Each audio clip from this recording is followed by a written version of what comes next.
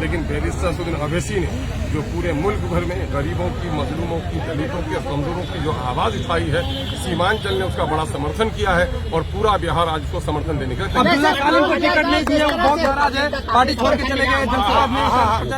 आप लोगों को ये दुष्प्रचार भी है और गलत खबर भी है। अभी किशनगंज जिला में सिवाय बहादुरगंज के किसी टिकट का ऐलान नहीं हुआ। अभी कटिहार का ऐलान नहीं हुआ है सिवाय इनका मिस्टर आदिल हसन। और अभी सुनिए अभी बिहार के कई हिस्सों का ऐलान होना बाकी है। अररिया में किसी का ऐलान नहीं हुआ है।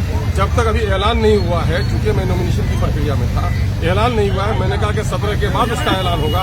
उससे पहले ही मौलाना रिजाइन कर दिए हैं, उसके पहले ही कई कैंडिडेट तबसरा कर रहे हैं। तो मैं समझता हूं कि मौलाना के इज्जत और एहतराम हम करते हैं, लेकिन ये अमल मुनासिब नहीं है कि पार्टी ने अभी फैसला नहीं किया है, उसके फैसले से पहले ही तनकीद करते हैं और पार्टी को छोड़ देते हैं।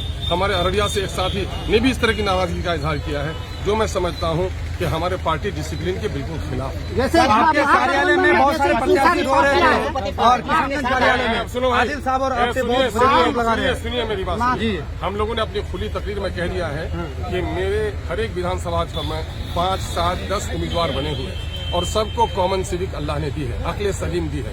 और ये जान रहे हैं कि 10 में से किसी एक को टिकट मिलना है तो पार्टी के वफादार वो होंगे जो किसी एक को टिकट मिल जाए, बाकी उसकी हिमायत करेंगे। खुद जनाब मौलाना अब्दुल्ला सालिम कमल चतुर्वेदी साहब ने मोबाइल में कहा है कि हम दोनों में से किसी को भी टिकट मिल जाए मैं उसको तस्लीम करूंगा। मैं ये नहीं समझता कि मौलाना सालिम साहब पार्टी के ताल्लुक से उतना रंजीदा नहीं है जितना दूसरे लोग उसको रंजीदा कर रहे हैं। ये अच्छा अमल नहीं है। हमारे दूसरे बुजुर्गों को आलिम का, मैं आलिम ज़्यादा हूँ, आलिम की इज्जत करता हूँ। और ये आलिम दीन अब्दुल्ला सालिम चतुर्वेदी साहब, वो अगर पार्टी का टिकट का अभी ऐलान नहीं हुआ, उसके बावजूद उसने नाराजगी दिखाई और उसकी नाराजगी को कुछ लोग हवा दे रहे हैं, ये मुनासिब अमल नहीं है। क्योंकि मौलाना खुद इस्तीफा दे चुके हैं, है ना, और मौलाना ने पार्टी पर कोई लांछन नहीं लगाया है, लेकिन दूसरे लोग जो कर रहे हैं ये मुनासिब है। अमर में आपके पुराना साथी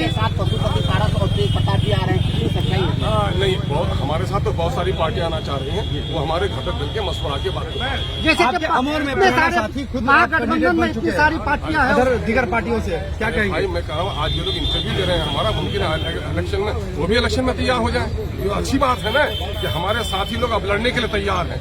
मैं तो आया हूँ कि लोग लड़े, अपने हक के लिए लड़े, ये हक की आवाज बुलंद करने का तकरार रहेंगे क्षेत्र में, है ना।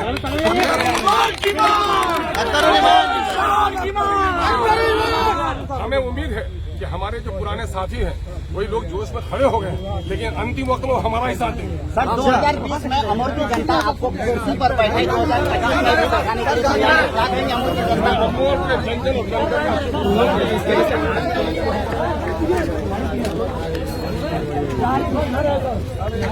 ये चप्पल अखबार वाले सब छोड़ दीजिए सर अभी।